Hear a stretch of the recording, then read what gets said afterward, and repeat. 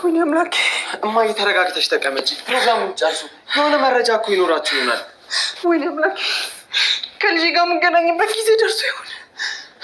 ምንም እኮ መረጃ የለንም እማዬ። ተረጋግተን መረጃ ብናገኝ ይሻለናል። ቤተሰቦቼን ካገኘሁኝ ማሳያቸው ብቸኛው መረጃ የሚሆነው እሱ ነው። እስኪ ስጭን። እንዲሁም ያኔ ስታገኘኝ አንገቴ ላይ የነበረው ብቸኛ መስቀል እና ማስታወሻ ይሄ ነው።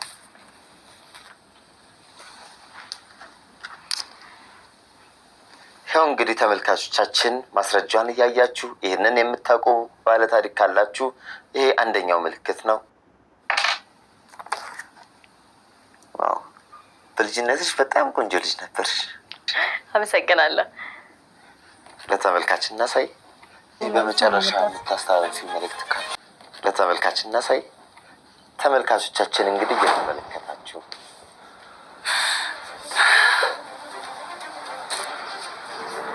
እሺ፣ እዚህ የነገርሽን ታሪክ በጣም የሚያሳዝን ነው።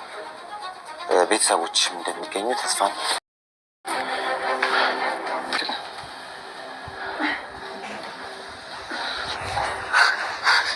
እማዬ ደህና ነሽ? እማዬ እያመመሽ ከሆነ ሆስፒታል እንሂድ። የሀሴትን ታሪክ በቲቪ እያየን ነበር። ድንገት ስንዞር ራስሽን ስተሽ አገኘንሽ። የሀሴትን ታሪክ ነው እንዴ በቴሌቪዥን ስመለከት የነበረው? እማዬ የእሷን ታሪክ ነው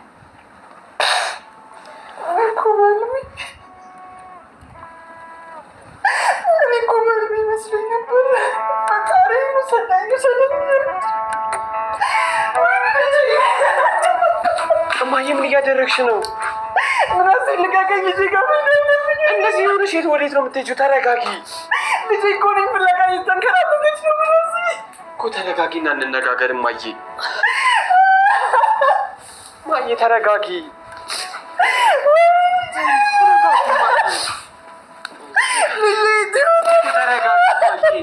እማዬ ቆይ ለምንድን ነው የማትረጋጊው? እንዴት ነው የምረጋጋው? ልጄን ባይኔ አይቻት እንዴት ነው የምረጋጋው? ልጄ እኮ እኔን ለማግኘት እየተንከራተተች ነው። እማዬ ዝም ተብለው እኮ አይኬድም። መጀመሪያ ከዚህ ላይ ተነሽና ተረጋግተን ተቀምጠን እናውራበት። ከዛ በኋላ ሴትን የምናገኝበትን መንገድ እንፈልጋለን። እናንተ ልጆች እባካችሁ ልቀቁኝ፣ እባካችሁ እባካችሁ ወደ ልጅ ውሰዱኝ። ልቀቁኝ፣ ልጅ እፈልጋታለሁ። እማዬ እባክሽን ተረጋጊ። ተነሽ እባክሽን፣ እዚህ መሬት ላይ ልቀቁኝ፣ ልጅ እፈልጋታለሁ። እማዬ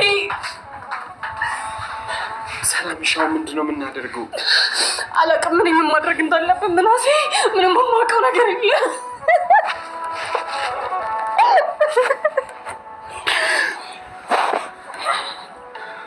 ቆይ ምንድን ነው ማድረግ ያለብን? ልጅቷ ግን የእውነት ሀሴት ናት? እኔ ምን አውቃለሁ ምናሴ። ፎቶ እኮ የሀሴት ነው። ቆይ ታሪኩስ ቢሆን? ቆይ ግን ፈጣሪ ምን አይነት ዱብዳ ነው የጣለብን?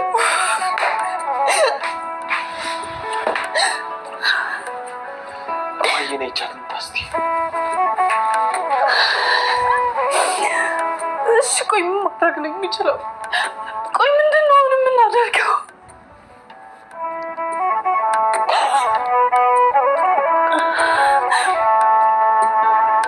እንግዲህ ዛሬ በጣም ነው ኖላዊ ክፍል 34 በጣም ያሳዝናል። ቤተሰብ ማለት ነው። ግን እናንተ እቺ የተረገመች ባዩሽ የምትባል ሴትዮ ማለት ነው እግዚአብሔር ነው ብላችሁ እሷ ናት እንደዚህ ያደረገችው። እመኑኝ፣ ሌላ ማንም አይደለም እንደዚህ ያደረገው ማለት ነው። ያው ታውቃለች ከልጅነታቸው ጀምሮ ከወጣትነታቸው ጀምሮ ሜላትና ባዩሽ የምትባለው ሴትዮ ጓደኛሞች ስለሆኑ የሀናን የልጅነት ፎቶዋን ወስዳ ለልጅቷ ሰጣት። ታሪኩን ነግራ አሳመናት እንድትተውን አድርጋት ነው። ምክንያቱም ከነሱ ብር በጣም ስለቀናችበት ብር የምታገኝበት መንገድ ትፈልጋለች ሴትዮ ማለት ነው። የቅናት መንፈስ አንገብግቧታል፣ አቃጥሏታልና ብር የምታገኝበት መንገድ ስለፈለገች ይሄንን መንገድ ተጠቀመችበት እንጂ ልጅቷ ብር ፈላጊ እንጂ ወይዘሮ ሜላት አላወቅሽም እንጂ ልጅሽ ሀኒቾ ነች፣ አጠገብሽ ከጎንሽ ነው ያለችው ሀኒቾ ልጅሽ ማለት ነው። ሀሴት ብዙ ነገሯ ራሱ ንግግሯ ብዙ ነገሯ አሁን እቺ ልጅ ቤት ትመጣለች፣ በሆነው ባልሆነው ብር ትጠይቃለች እመኑኝ። ከዛም በኋላ እንግዲህ ለዛች አሮጊት ብር ታከማችላታለች ማለት ነውና እንግዲህ ከጊዜ ሂደት በኋላ በወይዘሮ ባዩሽ ስራ እንደሆነ ሁላችንም የምናውቅ ይሆናል ማለት ነው። ግን ወይዘሮ ሜላት በጣም ነው ያሳዘነችኝ። እግዚአብሔርን እናት መሆን ከባድ ነው። ጌታዊ ድረስልኝ። እንዴት እንደምትንከባለል እንደነበረ እንዴት እንደምትሆን እንደነበረ ግን አይታችሁታል።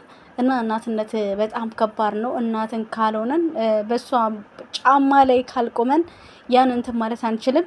እኔ ራሱ በቃ ማለት እንዴት ልታሳምን ነው ምናምን ብዬ ሁሉ እየጠበቅኩኝ ነበረ። ግን ያሳየችው ፎቶ ደግሞ ትክክለኛ የሀና ፎቶ ነው፣ የልጅነቷ። ይሄ ፎቶ ደግሞ ሀና ጋርም አለ አባቷ ጋር ትዝ ካላችሁ ማለት ነው። የሀና አባት ጋር አለ፣ ሌላ ደግሞ እንትና ጋር አለ፣ እነ ሰላም ቤት ወይዘሮ ሜላት ጋር አለ። ስለዚህ በዚህ ፎቶ አማካኝነት ነው አሴት ነች ብላ እርግጠኛ የሆነችው እንትና ማለት ነው ወይዘሮ ሜላት። እና ፎቶ ባይታይ ኖሮ ታሪኩም ደግሞ አንድ አይነት አይደለም። ታሪኩስ እያለች ነበር ሰራሙ። ታሪኩ አሴት ላይ የደረሰና ሀና ላይ የደረሰና እሷ ላይ የደረሰ አንድ አይነት አይደለም። ያቺ መኪና አደጋ ነው ያለችው፣ እቺ ደግሞ ድንጋይ ላይ ወድቃ ነው። አሳዳጊዋ የሀሴት ወንድ ነው፣ የዛች ደግሞ ሴት ነች። ስለዚህ ምንና ምን ተገናኝቶ ያው ያቺ ባዩሽ የምትባለው ሴትዮ በእንትን ነው በቃ በምንድን ነው የሚባለው በግምት ነው አሳዳጊዋ እንደዚህ ታሪክ ፈጥራ የተናገረችውና በግምት ነው እንጂ የሆነውን ነገር አውቅ አይደለም።